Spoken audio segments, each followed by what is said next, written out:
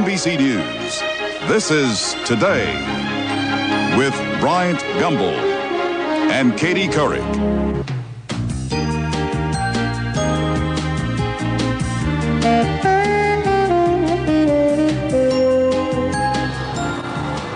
Back now, 7:30, pinball machines taking center stage here in Studio 3B. The Pinball Championships are coming up in just about 8 days or so, and we've got the world champion with us this half hour. He also happens to be a pinball programmer, so he's going to tell us, okay, guys, he's going to tell us about the latest in the equipment and what goes on in them and why they are enjoying a resurgence these days. Great. Coming up later in this half hour, some pinball action. The national amateur champion does his thing on some state-of-the-art machines.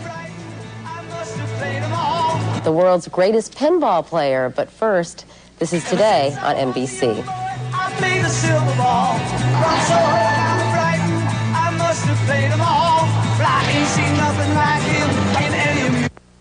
He's a pinball wizard, there has to be a twist, a pinball wizard. Pinball games are an integral part of Americana and have been since they first started flooding hangouts, bars, and diners in the 30s.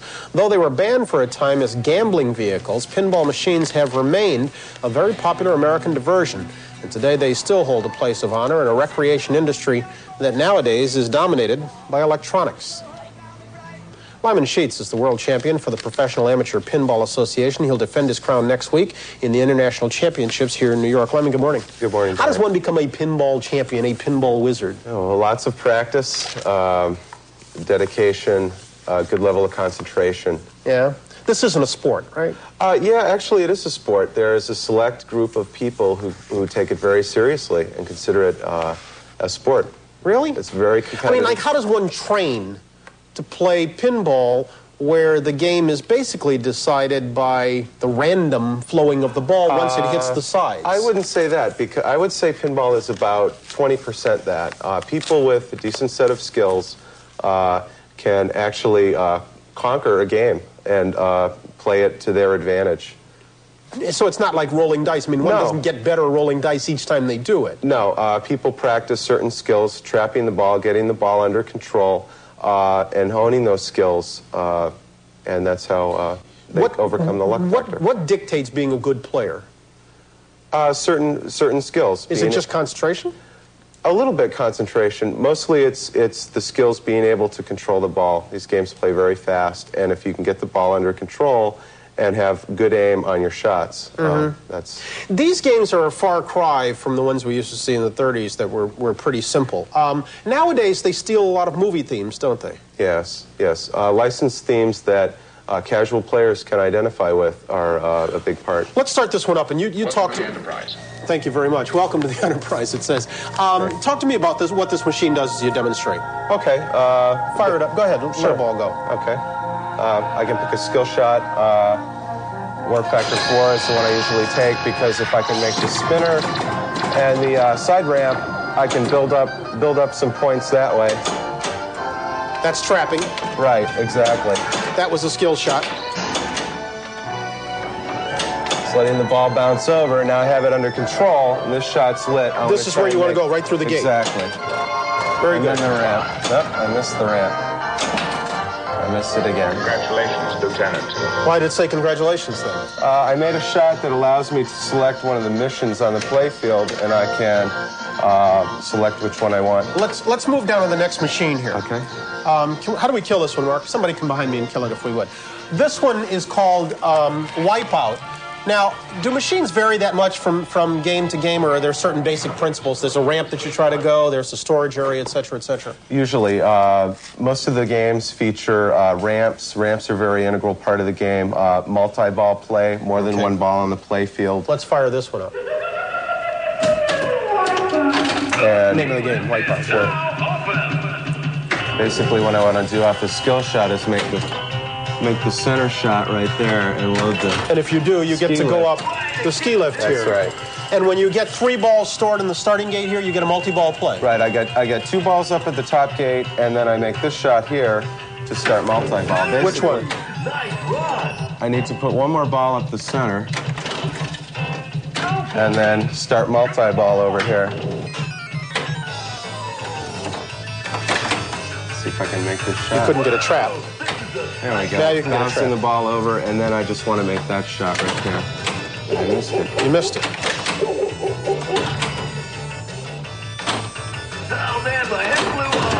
Very good. So now you got a multi-ball. Yeah, right. I get 3 balls in play, and the goal in this mode is to get the lift gates here. There's the blue one and the yellow one. And if I get those 2 gates, the super jackpot lights up over here, 100 million points. Terrific. Let's move on to the third one over here. I'll ask somebody behind me to kill this one. Now, in addition to being a player, you're also a game programmer, right? That's correct. And you had a hand in programming the Tommy machine? That's correct. I programmed the display on this game. Huh. Okay, fire it up. We've only got a couple of seconds left. Okay, skill shot is in the upper corner there in the hole. Why's pinball managed to hang on so much, despite the onslaught of electronics and Genesis and Nintendo and the like? I think mainly because you're able to control a certain world here. Yeah. With a basic set of skills, you can control this environment, and it's kind of like a battle, a man-machine battle. I mean, a battling machine. And it changes every time. Exactly. Lyman, good luck next week. Thank you very much, Frank. Thanks for being with us. Thank you. We're going to come on back in just a little bit. There's more ahead right after this. He's a pinball wizard. There has to be a twist. A pinball. Back now at 56 past the hour, Lyman Sheats decided to stay with us. Let's assume that I didn't know anything about pinball. Okay. It's not a bad assumption. If you were teaching me, what should I do?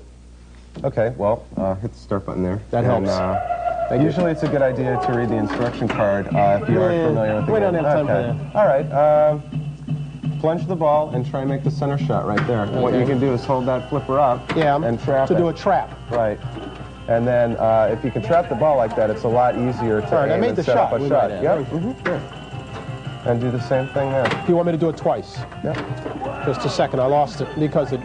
See, now you can pass between flippers. I can pass between flippers on my machine, but on this one it's a little more sensitive. It's a little bit more difficult on this game.